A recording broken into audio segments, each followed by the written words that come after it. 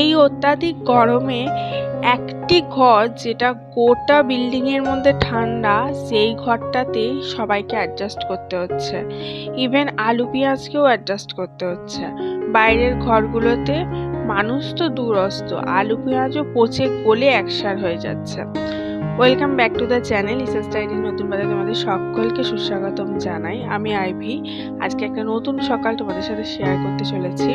গতকাল চা খাওয়ার আগে অবধি সমস্ত কাজকর্ম শেয়ার করেছি। তারপরে দেখো চা খাওয়ার পরেও কাজের কোনো অন্তর নেই, প্রচুর কাজ থাকে সংসারে এবং বসে থাকারও সময় অস্ত নেই। এই আমগুলো নিয়ে এসেছিলো আগের দিন হাজবেন্ড মশাই, আগেই তোমাদের দেখিয়েছি গতকাল সন্ধেবেলায়। তো এই আমগুলো এখনো খেয়ে ওঠা হয়নি। প্রচুর বড় বড় সাইজের, দেখে তো বেশ লোভনীয় লাগছে, খেলে পরে বোঝা যাবে কেমন। তো আজকে আমি ফ্রিজটাকে মোটামুটি ক্লিন আপ করে নিচ্ছি, কারণ ফ্রিজে মোটামুটি আমার সবজি টবজি সমস্ত কিছু শেষের দিকে। আর আমি চেষ্টা করি প্রতি সপ্তাহেই ফ্রিজটাকে একবার ক্লিন আপ করে নেবার। আর ফ্রিজে এরকম করে একটা কাটা লেবু একটা ছোট্ট মাত্র দেখতে পেলে কন্টেনারে এভাবে রেখে দিই, তাতে করে ফ্রিজের সমস্ত দুর্গন্ধ ওই লেবুটা চুষে নেয় এবং ফ্রিজের মধ্যে সত্যি করে একটা করে হালকা মাইল্ড লেবুর গন্ধ গোটা ফ্রিজে ঘুরে বেড়ায়। তো তোমরাও পারলে এটা ট্রাই করতে পারো। ফ্রিজের মধ্যে অনেক সময় অনেক রকমের গন্ধ ঘুরে বেড়ায়, কারণ অনেক রকমের খাবার দাবার থাকে তার জন্য। যদিও আমি চেষ্টা করি ফ্রিজের মধ্যে যা খাবার দাবার থাকে সব আমি কন্টেনারে বন্ধ করে রাখার চেষ্টা করি, মানে ঢাকনা দিয়ে রাখার চেষ্টা করি। কারণ আমি এমন অনেক ইনসিডেন্ট শুনেছি যে খাবার হয়তো খোলা অবস্থায় রাখা আছে, ফ্রিজে ঢাকনা দেয়নি, বাটিতে রেখে রেখে দিয়েছে। তো ফ্রিজে আমাদের সবজি টবজি থেকে অনেক সময় পোকা বা ইনফেকশন সেই খাবারে গিয়ে মিশে গিয়ে সেটা পরে যখন খাচ্ছি তখন গিয়ে শরীর অসুস্থ করে দিচ্ছে। যদিও ফ্রিজ থেকে বার করা প্রত্যেকটা খাবার অন্তত 10 মিনিট ফোটানো যায়, এরকম খাবারই ফ্রিজে রাখা উচিত। যেটা তোমার ফোটানো যাবে না সেই জিনিস ফ্রিজে রাখা উচিত নয়। কিন্তু তবুও এখন তোমরা বলবে তাহলে কি আমরা রাখি না, যেমন মিষ্টি কি রাখি না? হ্যাঁ রাখি, কিন্তু সেটা একদম পুরো এয়ারটাইট কন্টেনারে বন্ধ করে তারপরে ফ্রিজে রাখা উচিত। যেগুলো আমি মেনটেন করি সেগুলো তোমাদের সাথে শেয়ার করলাম, আশা করি কারোর না কারোর উপকারে লাগবে। কিছু কিছু শাকসবজি আছে যেগুলো আমরা ধুয়ে রাখতে পারি না ফ্রিজে, যেগুলো আমাদের আনার পর ডাইরেক্ট রেখে দিতে হয়। যেমন ধরো কলিফ্লাওয়ার বা ক্যাবেজ, বা ধরো পামকিন মানে কুমড়ো, ফুলকপি, বাঁধাকপি এরকম জাতীয় সবজিগুলো। তো সেক্ষেত্রে কি করতে হবে, সেগুলো কিন্তু অবশ্যই যেটা তোমার সবজি ট্রে থাকে সেটাতেই যেন ভেজিজের বক্সেই রাখতে হবে, অন্য কোনো বাইরে কোনো জায়গায় যেন না রাখা হয়। এমনকি কোনো সবজিই বাইরে রাখা উচিত নয়। অনেক সময় থাকে না যে সবজির মধ্যে পোকা থাকে, তুমি দেখতে পাবে ফ্রিজের ঠান্ডা টেম্পারেচারটা না নিতে পেরে অনেক সময় সেই পোকাগুলো বেরিয়ে এসে ভেজিজের বাক্সের নিচে কিন্তু মরে পড়ে থাকে। তো সেইগুলোই অনেক সময় যদি বাইরে রাখা থাকে অনেক সময় খাবার দাবারে ঢুকে যেতে পারে। তার জন্য চেষ্টা করতে হবে ভেজিজের বক্সের মধ্যে সমস্ত কিছু অ্যাডজাস্ট করে রাখতে। তো এখন আমি বসে পড়েছি সবজি কাটতে। আজকে ভাবছি একটা ঘ্যাঁটের মতো রান্না করব, মানে কুমড়ো, পটল, বরবটি, আলু, গাজর এই সমস্ত দিয়ে একটা সবজি হয় না, ঘ্যাঁটের সবজি, বেগুন, এই রকম একটা সবজি করব। এই বড় একটা ওয়াটারমেলন নিয়ে এসেছিল, তো এটা কবে থেকে জুস করব করছে, সে আর করা হয়ে হচ্ছে না। মেয়েটা প্রতিদিন বলছে আমাকে জুস করে দাও খাবো, সে কেটে খাবে না ওয়াটারমেলন। তো করব করে আর করা হয়ে হচ্ছে না। যাই হোক, করবো কোনো একদিন ক্ষণ। তো এখন সেটাকে ভেজিজের বক্সেই রাখবো। তো ভেজিজের বক্সটা মোটামুটি দেখতেই পাচ্ছ পুরো ফাঁকা হয়ে গেছে। আর যা সবজি আছে মোটামুটি আজকেই করে নেবো, কালকে যাবে হাট করে নিয়ে আসবে। আর এই যে ভেজিজের বক্সটা পুরো পরিষ্কার করে নিলাম, এটা ভিজিয়ে একটা ন্যাকড়া ভিজিয়ে পরিষ্কার করে নিচ্ছি, নিয়ে এটা একটু শুকিয়ে গেলে আবার ফ্রিজে সেট করে দেবো। আমি এখন যে ম্যাক্সিটা পরে আছি, এই ম্যাক্সিটা এখন আউট অফ স্টক চলছে আমাদের দুর্গাপুরে। মানে এটা হচ্ছে দুদিকে ফিতে বাঁধা নাইটি। তো আমার খুব ইচ্ছা ছিল, অনেক জায়গায় দেখি অনেকজনকে যে এরকম নাইটি পরে, বেশ গরমকালে আরাম লাগে দুদিকে ফিতে বাঁধা নাইটি পরতে, মানে স্লিভলেসের থেকেও এটা আরও বেশি স্লিভলেস বলতে পারো। তো হাজব্যান্ড মশাইকে বলেছিলাম এনে দিতে, তো কোথাও সে পায়নি। সে খুঁজে অনেক কষ্টে স্টেশন বাজারে একটি মাত্র দোকানে এক পিস পড়েছিল, সেটা কিনে এনে দিয়েছে। যাই হোক, নাইটিটা এমনি সবই ভালো, কিন্তু লেন্থ অনেকটা বড়।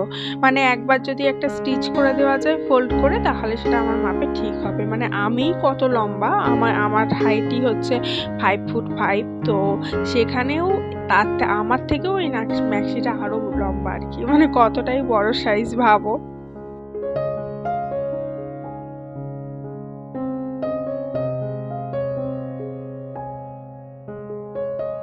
যে সবজিটা আজকে রান্না করছি এরকম সবজি রান্না করতে বেশ মজা লাগে। কেন বলো তো? কাটলাম, কেটে কড়াইয়ে ডিমে আঁচে বসিয়ে দিলাম, সবজিও সবজির মতো ফুটে ফুটে হতে থাকলো, আর এইদিকে আমি আমার কাজ এগোতে থাকলাম। তাহলে আমাকে রান্নাঘরেও বসে থাকতে হলো না, অথচ সবজিটাও রান্না হয়ে গেল। তো এরকম টাইপের সবজিগুলো আমার রান্না করতে বেশ ভালো লাগে, আমারও খেতে ভালো লাগে, কিন্তু আমার হাজবেন্ড মশাই খেতে অতটা ভালোবাসে না এরকম ঘ্যাট টাইপের সবজি আর কি। যাই হোক, আমি ওয়াশিং মেশিনে জামাগুলো কাচতে দিয়েছিলাম, আগের বারেই দেখিয়েছি। তো সেগুলো কাঁচা হয়ে গেছে, মানে আমি সবজি কাটতে বসার আগে কাচতে দিয়েছিলাম। তো সবজি কেটে উঠতে উঠতে ওই আর একটু দু একটা কাজ করতে করতে এদিকে এটাও হয়ে গেছে। তো এখন জামা কাপড়গুলো মিলিয়ে নেবো, আর ওদিকে সবজিটা বসিয়ে দিয়েছি, ওটাও ঢিমে আছে হতে থাকছে। তো দুদিকেই আমার কাজ হয়ে যাচ্ছে একসাথে। আর ওয়াশিং মেশিনে জামা কাপড় কাচলে খুব এগুলো মুড়িয়ে যায় জামা কাপড়গুলো, তার জন্য প্রত্যেকটা জামা কাপড় এরকম করে ঝেড়ে ঝেড়ে তারপরে মিলতে হয়, তাতে করে একটুখানি সোজা সোজা হয়ে যায়, আর তাহলে ভালো হয়, না হলে সেই কুকড়ে কুকড়ে থাকে না, বাজে লাগে দেখতে।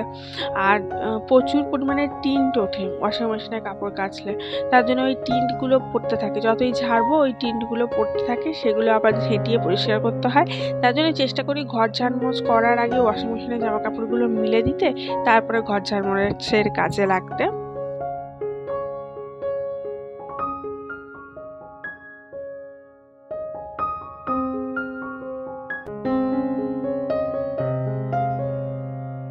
একটা সময় ছিল যখন পড়াশোনা করতাম, তখন ওই বসে বসেই সময় কেটে যেত, কখনো টিভি দেখা, কখনো গল্প পড়া, কখনো বই পড়া। আর এখন কাজ করতে করতে বাকি অন্য কিছু সময়ই পাওয়া যায় না, কাজ করতে করতে কখন যে একটা দিন হঠাৎ করে পেরিয়ে যায় বোঝাই যায় না।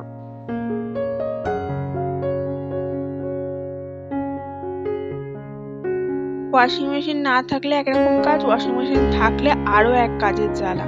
প্রচুর জামা কাপড় হয়, এত জামা কাপড় একসাথে মেলা, সেগুলো তোলা, সেগুলো গোছানো, সেগুলো আয়রন করা, বিশাল বড় একটা কাজের পরিস্থিতি বেড়ে যায়। কাজ কমাতে গিয়ে কাজ বাড়ে বই কমে না। যাই হোক, ওয়াশিং মেশিনে কাচার পরও কিছু জিনিস থাকে যেগুলো হাতে কাচতে হয়। ওয়াশিং মেশিন থাকলেই যে ওয়াশিং মেশিনেই সব করতে হবে তা নয়।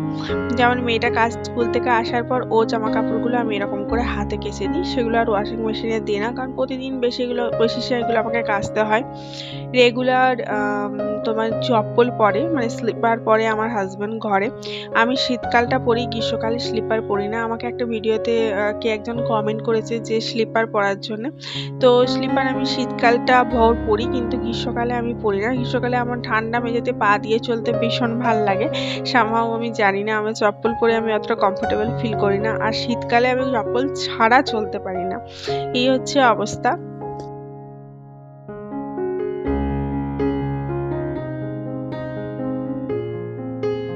আমার মুখটা দেখে কিছু কি বোঝা যাচ্ছে? বুঝতে পারছো না? যদি কেউ বুঝতে পেরে থাকো তাহলে দেখো, আমি বলে দিচ্ছি, মিলিয়ে নাও। আমি মুখের মধ্যে কিন্তু ফেস প্যাক লাগিয়েছি, সেটা শুকনো হয়ে আছে, দেখেছো? আর এখন এটা ঘষে ধোবো।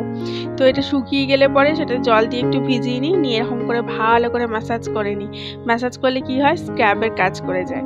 তারপরে দেখো মুখটা কতটা ফ্রেশ লাগছে।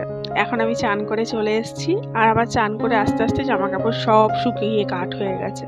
ভাবো তাহলে কতটা গরম, কতটা রোদ্দুর। আমি চান করতে যাবার আগে মিললাম, চান করে আসলাম, আর জামা কাপড় সব শুকিয়ে গেল।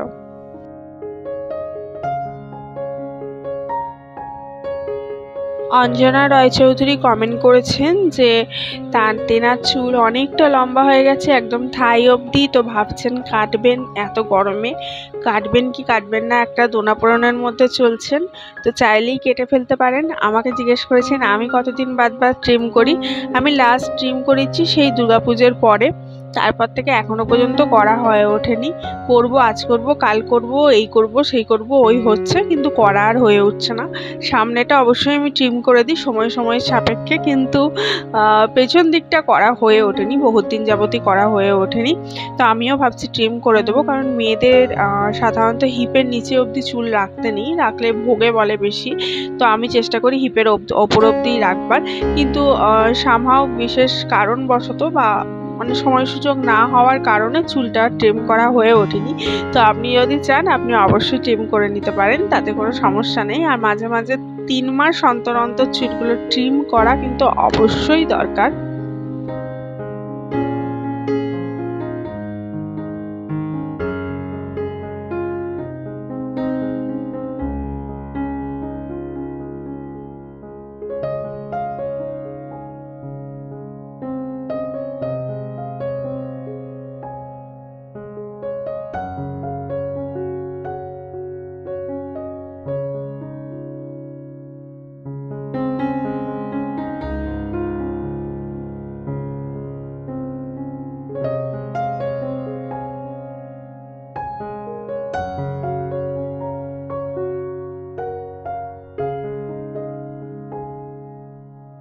যারা যারা এই ভিডিওটা দেখছো তাদের কাছে অনুরোধ রইল, অবশ্যই ভিডিওটাতে একটা লাইক করে দিও এবং লাইক করা হয়ে গেলে ভিডিওটা তোমার বন্ধু বান্ধবের সাথে অবশ্যই কিন্তু শেয়ার করে দিও।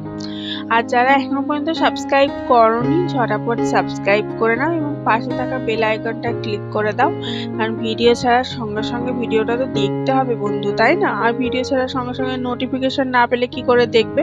তার জন্য বেল নোটিফিকেশনটা ক্লিক করে রাখা কিন্তু খুব দরকার। আর যারা প্রতিদিন বেশি আমার ভিডিও দেখো, এই সমস্ত কাজ করে নিয়েছো, তাদেরকে অনেক অনেক ভালোবাসা। টাটা।